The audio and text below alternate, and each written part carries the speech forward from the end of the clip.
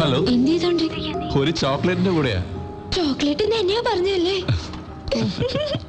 Chocolate ഒന്നും നിനക്ക് കിട്ടില്ലട മോനെ. വന്നിട്ട് എന്നെ ലഞ്ചിന് കൂട്ടിക്കൊണ്ട് പോ. Romantic lunch. അവിടെ ആരും ഉണ്ടാവാൻ പാടില്ല, നമ്മൾ രണ്ടാളും മാത്രം. ആ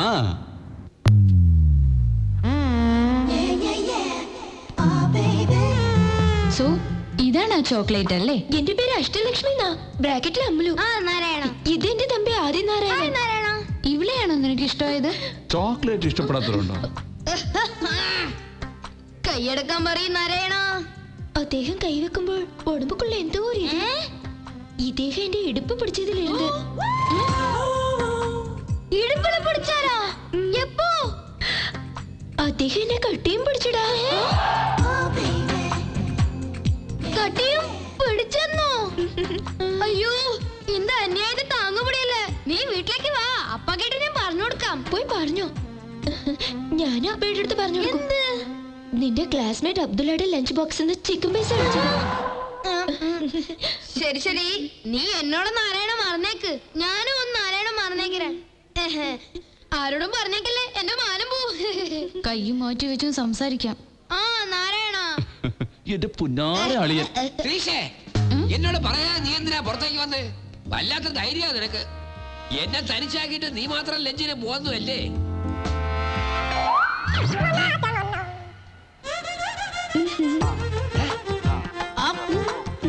ഏതായി പാണ്ഡിപ്പരദേശികള്?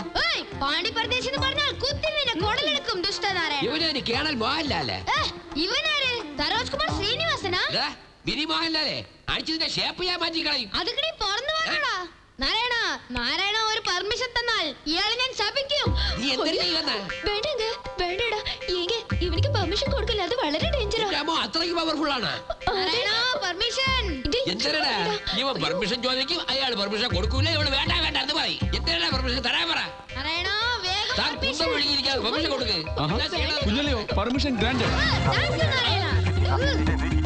ഓം നമോ നാരായണ, ഓം നമോ നാരായണ, ഓം നമോ ഓം ന്യം ന്യം ന്യം ന്യം, ഓം ന്യം ഓം നമോ ഓം നമോ നാരായണ, ഓം നമോ നാരായണ, ഓം നമോ നാരായണ, ഓം നമോ നാരായണ.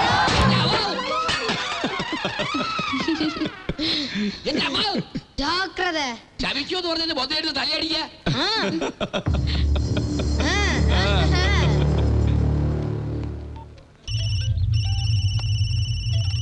എന്താണോ പറഞ്ഞത്? ആ കണ്ണൂരുകാരൻ നമ്മുടെ റെസ്റ്റോറന്റിലുണ്ട്. അങ്ങനെയാണെങ്കിൽ ഞാൻ പറയുന്ന പോലെ ചെയ്യാ. ശരി സാർ.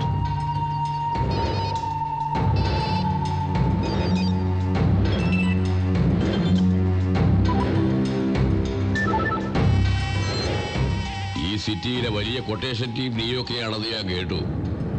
നിങ്ങൾ എനിക്ക് വേണ്ടി ഒരു തരം പോക്കണം. തലയ്ക്ക് 10 ലക്ഷം, മൊത്തം 1 കോടി രൂപ പണം എന്റെ മുന്നിലുണ്ട്. അവരിപ്പോ എന്റെ ഹോട്ടലിൽ ഇരിക്കുക. പണം വേണോന്നുള്ളവന്മാര് അവന്റെ തല വെട്ടിയെടുത്തു കൊണ്ടുവന്ന് എന്റെ മുമ്പിൽ കാണിച്ചിട്ട് ഈ ബാഗിലുള്ള മുഴുവൻ പണവും എടുക്കാം. അവനെ കൊല്ലാൻ വേണ്ടി കണ്ടോമാർക്ക് കൊട്ടേഷൻ കൊടുക്കണം. കുഞ്ഞളിയോ, നാണിക്കാതെ നന്നായിട്ട് കഴിച്ചോ. നാരായണ നാരായണ, വിശപ്പിന്റെ മുമ്പിൽ എന്ത് നാരായണ? ഇങ്ങനെ കഴിച്ചോണ്ടിരിക്കുമ്പോ പുറത്തു പോകാൻ പറഞ്ഞാൽ എങ്ങനെയാ? സോറി, മെയിൻ്റെനൻസ് പ്രോബ്ലമാ. പ്ലീസ്. ഹലോ, ലഞ്ച് കഴിച്ചോണ്ടിരിക്കുക. നിങ്ങൾ ഉടനെ റെസ്റ്റോറന്റ് വിട്ട് പുറത്തു പോകും. നിങ്ങൾ ഇരിക്കുന്ന റെസ്റ്റോറന്റ് ഭഗവാന്റെതാ. ചെങ്ങാതിയുടെ തലയ്ക്ക് ആ നാറി ഭഗവാൻ 1 കോടി രൂപ വിലയിട്ടിരിക്കുക. അവരേത് സമയത്ത് അവിടെ എത്തും. നിങ്ങൾ എത്രയും പെട്ടെന്ന് അവിടുന്ന് പുറത്തു പോകാൻ നോക്ക്. Oh my God. റെസ്റ്റോറന്റിൽ ആരും കാണുന്നില്ലല്ലോ നാരായണ. അയ്യോ ഗുരുവായൂരപ്പ. നീ ഉടനെ ഭഗവാനൊന്ന് ഫോൺ ചെയ്. വേഗം വിളിക്കണേ. നീ എന്റെ തലയ്ക്ക് 1 കോടി രൂപ വില ഇട്ടിരിക്കല്ലേ? കയറി എന്നെ സ്കെച്ച് ചെയ്ത് എന്റെ ബോഡി കാണിക്കണം. ഇതൊക്കെ നടക്കുവോ? നിനക്കെന്താ വട്ട? ഞാൻ അങ്ങോട്ട് വരാം. പണം അവിടെ തന്നെ ഇരിക്കട്ടെ. ആ ഗുണ്ടകളെ തിരിച്ചു വിളിക്ക. നിന്റെ താവളത്ത് വെച്ച് തന്നെ നമുക്ക് സെറ്റിൽമെന്റ് നടത്താം. അവൻ എന്താ പറഞ്ഞേ? അവൻ ലൊക്കേഷൻ മാറ്റി. നീ ഇപ്പൊ ഭഗവാന്റെ വീട്ടിലേക്ക് പോകാൻ പോവാണോ? അയ്യോ നാരായണ. ചക്കാത്തിന് 1 കോടി രൂപ കിട്ടുമ്പോ അത് വേണ്ടെന്ന് വെക്കാൻ പറ്റുമോ? നീ പോയി നിന്റെ പണി നോക്കടി. പണത്തിന് വേണ്ടി ഇത്രയും റിസ്ക് എടുക്കേണ്ട ആവശ്യം എന്താ? പണത്തിന് വേണ്ടി ഞാൻ എന്ത് റിസ്ക്?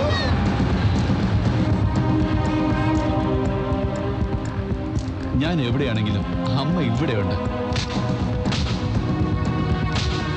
പണത്തിന്റെ കാര്യം ഞാൻ നോക്കിക്കൊള്ളാം. ഈ ഹോസ്പിറ്റൽ നമ്മുടെ കൈവിട്ട് പോവില്ല എന്ന് വിശ്വസിക്കും.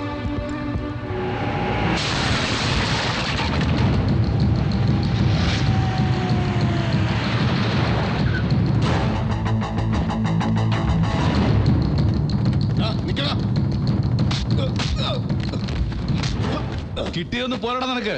ഇനിയും വേണോ?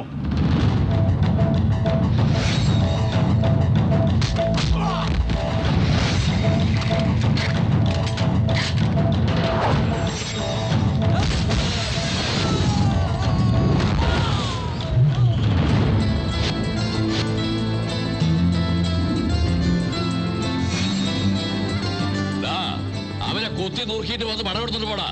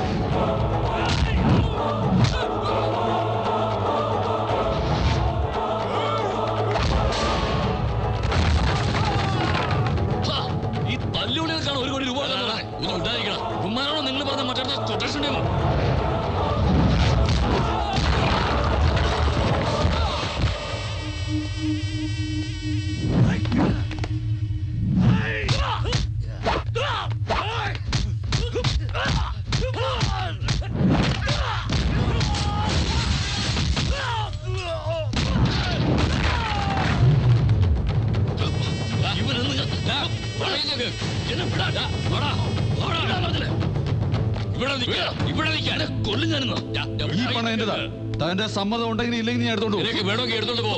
തനിക്കെന്താ വോട്ടാണോ? അതേടാ, എനിക്ക് വട്ട് തന്നെയാ. അവൻ അടിച്ചിട്ട് വന്നതേ സിറ്റിയിലുള്ള ബെസ്റ്റ് കൊട്ടേഷൻ ടീമിനെയാ. നീ ചുമ്മാ നോക്കി നിൽക്കാതെ എടുത്തോണ്ട് പോ. ഞാൻ പറയുന്നത് കേക്കടാ.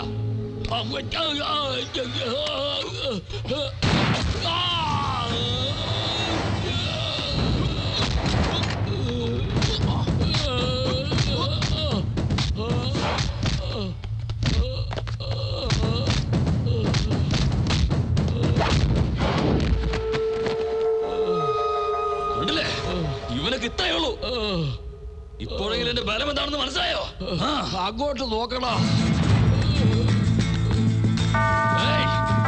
നിന്നെ ഞാൻ തീർക്കോടാ.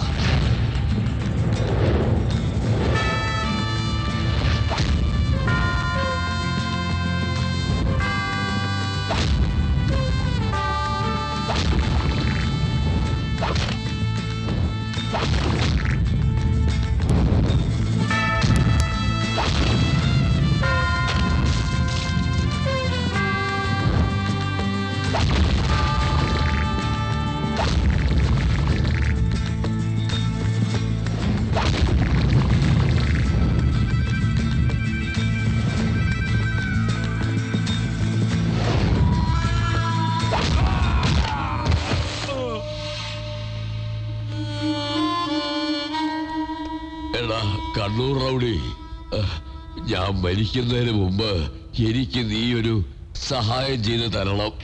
പറഞ്ഞു തുറക്കണോ? എനിക്കൊരു ഫോൺ ചെയ്യണം. നിന്റെ സെൽഫോണിങ്ങിതാ. എന്താടോ, എന്തു പറ്റി? ഈ കണ്ണൂരുകാരൻ എന്നെയും എന്റെ സാമ്രാജ്യത്തെയും വേരോടെ പിഴുതെറിഞ്ഞു. എന്റെ മകനെയും അവൻ കൊന്നു. എനിക്കിട്ടും അവൻ പണി തന്നു. നാടാരോട് പറഞ്ഞേക്ക്, ഈ കണ്ണൂരുകാരനെ വെറുതെ വിടരുത്. വിടരുതവനെ. ഫോണ് നാടാരെ കൊടുത്തേ. നീ ആരാന്ന് പറ. ഇയാളിപ്പോ പറഞ്ഞില്ലേ കണ്ണൂരുകാരൻ. ഏത് തമ്പുരാനാണെങ്കിലും ശരി, ചെവിയിൽ നുള്ളിക്കോ.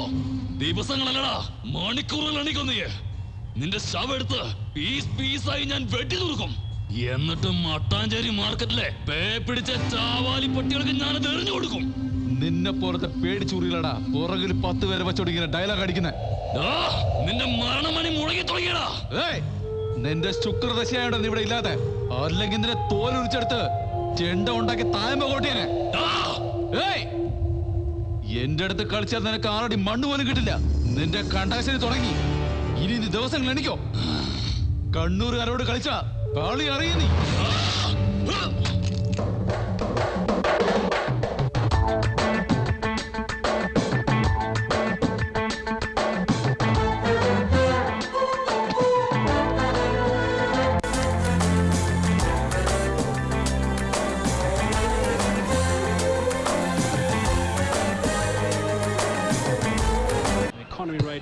നീ ഇപ്പൊ എവിടെ ടാറ്റ് ചെയ്യാനോ നമുക്ക് തീരെ സമയമില്ലടേ. ഹോട്ടലിലെ തിരക്ക് കാരണം നിന്ന് തിരിയാൻ നേരമില്ല. സമയം കിട്ടുമ്പോ ഞാൻ വരാടേ. ബിരിയാണി മുഴുവൻ മാറ്റാ. ശരി, ബിരിയാണിയിൽ പാറ്റല്ലാതെ പിന്നെ പാമ്പിനെ പിടിച്ചിടാൻ പറ്റുമോ? വേണേ തിന്നിട്ട് എഴുന്നേറ്റ് പോടേ. അളിയ നീ പറ, ഫേസ്ബുക്കിൽ പുതിയ ചരക്കുകളെല്ലാം കയറിയിട്ടുണ്ടോടേ?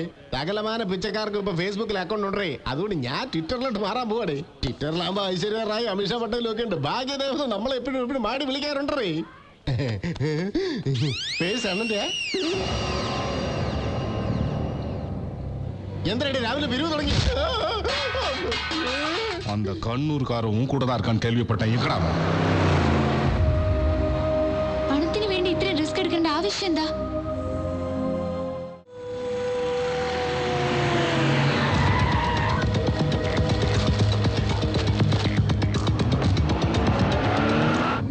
കണ്ണൂർ നിയോജക മണ്ഡലത്തിൽ ഇടക്കാല തെരഞ്ഞെടുപ്പ് പ്രഖ്യാപിച്ചു. അവിടുത്തെ വിവരങ്ങളെക്കുറിച്ച് നമ്മുടെ റിപ്പോർട്ടർ കൈലാസിനോട് ചോദിക്കാം. പറയൂ കൈലാസ്, ഭരണകക്ഷി എംഎൽഎയും സ്വതന്ത്ര സ്ഥാനാർത്ഥി ദേവേന്ദ്രനും തമ്മിൽ ഏത് വിധത്തിലാണ് മത്സരം? നിയോജക മണ്ഡലത്തിൽ പരക്കെയുണ്ടായ അനിഷ്ട സംഭവങ്ങളുമായി ബന്ധപ്പെട്ട് എംഎൽഎ ദേവേന്ദ്രനെ പാർട്ടിയിൽ നിന്നും എംഎൽഎ സ്ഥാനത്തു നിന്നും പുറത്താക്കിയിരുന്നു. എന്നാൽ വീണ്ടും സ്വതന്ത്രനായി മത്സരിക്കുന്ന അദ്ദേഹത്തെ ജനങ്ങൾ പിന്തുണയ്ക്കുന്ന കാര്യത്തിൽ സംശയമുണ്ട് വിശാലം. കണ്ണൂരിലും കണ്ണൂരിന് ചുറ്റുമുള്ള പ്രദേശങ്ങളിലും പാവപ്പെട്ടവർക്ക് സൗജന്യമായി വൈദ്യസഹായം നൽകി വരുന്ന ഡോക്ടർ നിർമ്മല ദേവി ദേവേന്ദ്രനെതിരായി വോട്ട് ചെയ്യാൻ പറയുന്ന അഭ്യൂഹമുണ്ടല്ലോ. നിങ്ങൾ പറയുന്ന കാര്യങ്ങളൊക്കെ ശരിയാണെങ്കിൽ അദ്ദേഹം തോൽക്കുമെന്ന കാര്യത്തിൽ യാതൊരു സംശയമില്ല. ഇവിടെയുള്ളവർ അവരെ ഒരു മദർ തെരേസി പോലെയാണ് കാണുന്നത്. ഈ ബൈ ഇലക്ഷനിൽ അവർ ചൂണ്ടിക്കാണിക്കുന്ന വ്യക്തിക്ക് മാത്രമേ ഇവിടെയുള്ളവർ വോട്ട് ചെയ്യുകയുള്ളൂ. നിർമ്മലാമ്മേ, നിങ്ങൾ എന്നെ പിന്തുണച്ചേ പറ്റൂ.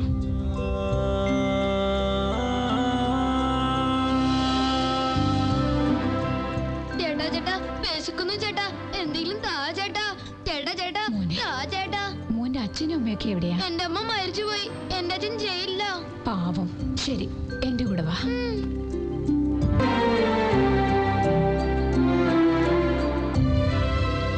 ലക്ഷ്മി, ഇനി ഇവൻ നമ്മുടെ കൂടെ ഉണ്ടാവും. നോക്കിക്കോണം. നമസ്കാരം. Good morning ma'am. Good morning. Hello, doctor madam അല്ലേ? നിങ്ങൾ ആരാ? ഞാൻ ദേവേന്ദ്രനാ. പറയൂ, നിങ്ങൾക്ക് എന്താ വേണ്ടത്? നടക്കാനിരിക്കുന്ന ബൈ ഇലക്ഷനിൽ നിങ്ങൾ എന്നെ പിന്തുണയ്ക്കണം. നിങ്ങളുടെ രാഷ്ട്രീയത്തിലേക്ക് എന്നെ എന്തിനാ വലിച്ചഴിക്കുന്നേ? ഞാൻ പാവപ്പെട്ടവരെ ചികിത്സിക്കുന്ന സാധാരണ നിങ്ങളുടെ കയ്യിൽ ആ സ്റ്റെതസ്കോപ്പ് അല്ലാതെ 10 പൈസ പോലും എടുക്കാനില്ല എന്നുള്ള കാര്യം എനിക്കും അറിയാം. അത് ഈ നാട്ടുകാർക്കും അറിയാം. അതുകൊണ്ടായിരിക്കും ഈ നാട്ടുകാർക്ക് നിങ്ങളോടൊരു ബഹുമാനം. നിങ്ങൾ പറയുകയാണെങ്കിൽ അവരെനിക്ക് വോട്ട് ചെയ്യും. എന്നെ പിന്തുണയ്ക്കാൻ വേണ്ടി ഞാൻ നിങ്ങളോട് ആവശ്യപ്പെടുന്നതിന്റെ കാരണവും നിങ്ങൾക്കറിയാം. നിങ്ങൾക്ക് ഈ പേരും പ്രശസ്തിയും ബഹുമാനവും ഒക്കെ ഉണ്ടാക്കി തന്ന ആ ആശുപത്രി ഉണ്ടല്ലോ, ആ ആശുപത്രി കെട്ടിടം ദാനമായി കൊടുത്തത് മുത്തുകൃഷ്ണൻ. അത് വേറെ ആരുമല്ല, എന്റെ തന്തയാ. ആ തന്തയുടെ മോനായി പിന്തുണ ചോദിക്കുന്നേ. മോൻ നല്ലവനാണെങ്കിൽ ആരുടെ പിന്തുണയും ആവശ്യമില്ല. നല്ല രീതിയിൽ ചോദിച്ചാൽ നീ സമ്മതിക്കില്ലെന്ന് എനിക്കറിയാം. അതുകൊണ്ടാണ് നിന്റെ മോളെ ഞാനങ്ങ് പൊക്കിയത്. നീ പത്രക്കാരെ വിളിച്ചു കൂട്ടി എന്നെ പിന്തുണയ്ക്കുന്നുവെന്ന് പറഞ്ഞേ പറ്റൂ. അല്ലെങ്കിൽ നിന്റെ മോളെ ഞങ്ങൾ ഇവിടെ വെച്ചങ്ങ് പേച്ച് ചീന്തും. മോളെ ജീവനോടെ വേണ്ടേ? മാഡം, നിങ്ങൾ മിസ്റ്റർ ദേവേന്ദ്രനെ സപ്പോർട്ട് ചെയ്യുന്ന മാഡം? ഞാൻ ഈ തെരഞ്ഞെടുപ്പിൽ ആരെയും പിന്തുണയ്ക്കുന്നില്ല. എനിക്ക് ഈ രാഷ്ട്രീയം ഒന്നും വേണ്ട. Madam please. അവളുടെ പണി തീർത്തേക്കടാ. ശരി ഏട്ടാ. എടാ ചേട്ടൻ നമ്മളെ തീർക്കാൻ പറഞ്ഞതാ. ഈ സാരി കൊള്ളാല്ലേ? കളർ എനിക്ക് ഇഷ്ടപ്പെട്ടു. പക്ഷെ ബോർഡർ കുറച്ചുകൂടി വലുതായിരുന്നെങ്കിൽ നല്ല രസം ഉണ്ടായിരുന്നു. എന്താടി ആളെ കളിയൊക്കെ? നിന്നെ ഞങ്ങളിപ്പോ കൊല്ലാൻ പോവാ. കൊല്ലുന്നതിന് മുമ്പ് യവന്മാരൊക്കെ നിന്നെ ഒന്ന് സൂചിപ്പിക്കാൻ വേണ്ടി നിൽക്കുക. അപ്പോഴാ അവളുടെ ഒരു സാരി എവിടെ നിന്ന് കിട്ടിയതാടി ചങ്കുറപ്പ്? എവിടുന്ന് കിട്ടിയെന്നല്ല, ആര് കാരണം കിട്ടിയെന്ന് ചോദിക്ക്. കാരണം ആരാന്നറിയോ? സത്യൻ, എന്റെ ഏട്ടനാ.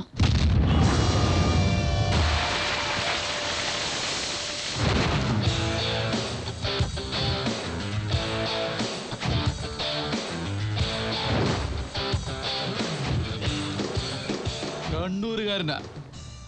സ്നേഹിച്ച ജീവൻ വേണമെങ്കിലും കൊടുക്കും, ഇടഞ്ഞ ജീവൻ എടുക്കും. എന്റെ ഏട്ടന്റെ അടുത്ത് സംസാരിക്കുന്നവരെല്ലാം അദ്ദേഹത്തെ കുറിച്ച് എന്താ പറയാന്നറിയോ? ശരിക്കും സാർ ഇവിടെ ഉണ്ടാവേണ്ട ആളല്ലേ കേട്ടാ. ആ നമസ്കാരം. എല്ലാം നിങ്ങൾ അടിക്കാൻ നോക്കി എങ്ങനെ? ചേട്ടന്റെ അടുത്ത് ഇതൊക്കെ പക്ഷെ പുള്ളി ഇവിടെ തന്നെ ഉണ്ട്. എന്തിനാന്നറിയോ? ഞങ്ങൾക്ക് വേണ്ടി. അനാഥനായ അദ്ദേഹത്തെ എടുത്തു വളർത്തിയ എന്റെ അമ്മയ്ക്ക് വേണ്ടി. ഏട്ടന് ഞാനെന്ന് വെച്ചാൽ ജീവനാ. ഞാൻ ഇവക്കൊരു നല്ല പയ്യനെ കണ്ടുവച്ചിട്ടുണ്ട്. അവൻ ഇവിടെ പഠിച്ചിട്ട് അമേരിക്കയിൽ പോയി കാശുണ്ടാക്കുന്നവനല്ല, അമേരിക്കയിൽ പഠിച്ചിട്ട് ഇവിടെ വന്ന് സേവനം ചെയ്യാൻ പോവാ. ഇവളവൻ പൊന്നുപോലെ നോക്കും. അവളുടെ കല്യാണമൊക്കെ വരട്ടെ. നീ എപ്പോഴാ കല്യാണം കഴിക്കാൻ പോകുന്നത്? അതേട്ടാ, ഏട്ടൻ കല്യാണം കഴിച്ചിട്ടേ ഞാൻ കഴിക്കൂ. എങ്കിൽ വേഗം ഒരു പെണ്ണിനെ കണ്ടുപിടിക്കും. ഞാൻ കെട്ടി റെഡിയാ. എന്റെ ഡോക്ടർ ചേച്ചിമാരെ എന്നെ വിട്ടേക്ക്. എന്താടി നോക്കട്ടെ? ഇവിടെ ഞങ്ങളുടെ കൂടെ താമസിക്കാൻ വയ്യ, പക്ഷെ ചെക്കനെ നോക്കുക അത്ര. അതെ മോനെ, മോന്റെ ഈ പണി കളഞ്ഞിട്ട് ഞങ്ങളുടെ കൂടെ വന്നൂടെ? അമ്മേ, അമ്മയ്ക്കറിയാലോ എന്റെ സ്വഭാവം ശരിയാവില്ല. ഞാൻ ഇവിടെ ഉണ്ടെങ്കിൽ അമ്മയ്ക്കാ പ്രശ്നം. ഞാൻ എവിടെയാണേലും അമ്മ ഇവിടെ ഉണ്ടാവും. അതിനിപ്പോ ഞങ്ങൾ എന്ത് ചെയ്യണം? ആരോരും ഇല്ലാത്തവർക്ക് പ്രശ്നം ഉണ്ടായാലേ ചേട്ടൻ ചുമ്മാ ഇരിക്കില്ല. സ്വന്തം കുടുംബത്തിലുള്ളവർക്ക് പ്രശ്നം വരുമ്പോ വെറുതെ ഇരിക്കോ? വിടില്ല. പുള്ളി കറക്റ്റ് ആയിട്ട് പ്ലാൻ ചെയ്യും. ആ പ്ലാനിങ്ങിൽ നിന്നും നീയൊന്നും ഒരിക്കലും രക്ഷപ്പെടാൻ പോകുന്നില്ല. പറയാട്ടാ, ആ പെണ്ണിനെ ഒന്നും ചെയ്യാതെ വീട്ടിൽ കൊണ്ടുവരാ. ചേട്ടൻ എന്താ പറഞ്ഞങ്ങോട്ട് ചെയ്താ മതി. ചേട്ടാ, എന്താണത്? ചേട്ടൻ ഇവിടെ വീട്ടിൽ കൊണ്ടാക്കാൻ പറയാ. ഞാനത് ആദ്യം പറഞ്ഞതല്ലേ. നടന്നത് എന്താന്ന് ഞാൻ തന്നെ പറഞ്ഞുതരാം. താഴോട്ട് വാ. എന്ത് വാടി കാര്യം എന്താന്ന് വെച്ചാ പറ. ഒരു വലിയ ഡീല് സംസാരിച്ചോണ്ടിരിക്കുമ്പോ അവളുടെ ഒരു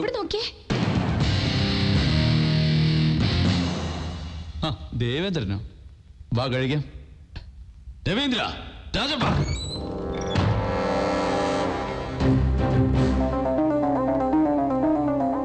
അവന്മാരൊക്കെ സദ്യ കൊണ്ടിട്ടിരിക്കുക. ഇനി കഴിക്കാൻ പറ്റില്ല. ഇപ്പൊ വിശപ്പ് നിനക്കല്ലേ? ഇരിക്കടാ, വന്നിരിക്കടാ. അവിയൽ കൊള്ളാലോ. ഇടത്തി വെച്ചതാ? അതെ. നല്ലൊരു കുടുംബം, നാട് മുഴുവൻ പൂട്ട് പൂജിക്കുന്ന ഒരു അച്ഛൻ. അങ്ങനെ ഒരു അച്ഛന് പറഞ്ഞിട്ട് നീ എന്താ എങ്ങനെ ആയിപ്പോയ? അങ്ങേർക്ക് ഉണ്ടായതാണോ നീ? ഏയ്, ഇന്ന് നീ ചെയ്ത കാര്യത്തിന് നിന്റെ ഭാര്യയെ മക്കളെ ഇന്നേരം നിനക്ക് വാക്കിലിട്ടേനെ. നിന്നെ ജീവനോടെ വിട്ടത് എന്താണെന്നറിയോ? നിന്റെ അച്ഛൻ ചെയ്ത പുണ്യം. നിന്റെ മറ്റവന് ഫോൺ ചെയ്യടാ. ഇനി നീ എന്റെ അടുത്ത് കളിക്കാൻ വരരുത്. കളിക്കാൻ വന്ന പിന്നീട് കളി എന്താണെന്ന് നിന്നെ ഞാൻ പഠിപ്പിക്കും.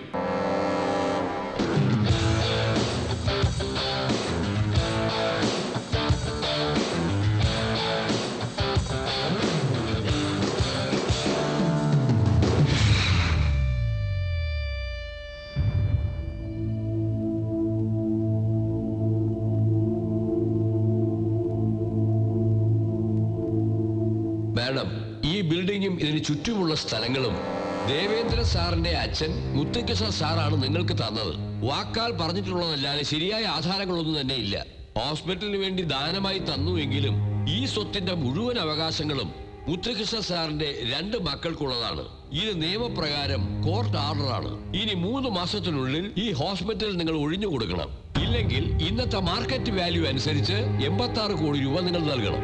ഇല്ലെങ്കിൽ നിയമപ്രകാരം കോർട്ട് ആക്ഷൻ എടുക്കും. ഒരു നേരത്തെ ആഹാരത്തിന് പോലും വകയില്ലാതെ കഷ്ടപ്പെടുന്ന പാവപ്പെട്ടവരെ ചികിത്സിക്കുന്ന ഈ ഹോസ്പിറ്റൽ ഒഴിഞ്ഞു തരാൻ പറഞ്ഞ എന്താ ചെയ്യാൻ? ഈ അവരെല്ലാം ചേർന്ന് റോഡിൽ പോയി റെഡി. അല്ലെ ഇതിന്റെ മോളെ ആർക്കെങ്കിലും മോൻ എന്തായി കാണിക്കുന്നത്?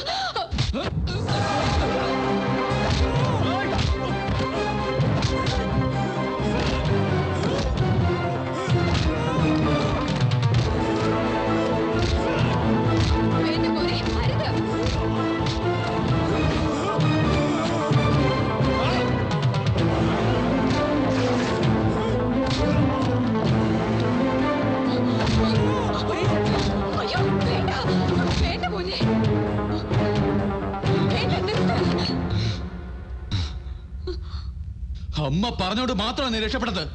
ഇല്ലെങ്കിൽ അമ്മയുടെ ദേഹത്ത് കൈവച്ച് തന്നെ ഞാൻ ഇവിടെ ഇട്ട് കണ്ടെന്നുണ്ടായിട്ട് കൊത്തി നുറുക്കിയേനെ. ഇനി കേരളത്തിൽ എവിടെ നിന്ന് ഞാൻ കാണാൻ പാടില്ല. അങ്ങനെ എങ്ങാനും ഞാൻ കാണുകയാണെങ്കിൽ പിന്നെ ഈ അടിയായിരിക്കില്ല, ജീവനോടെ തന്നെ കത്തിക്കും. ഓടോടെ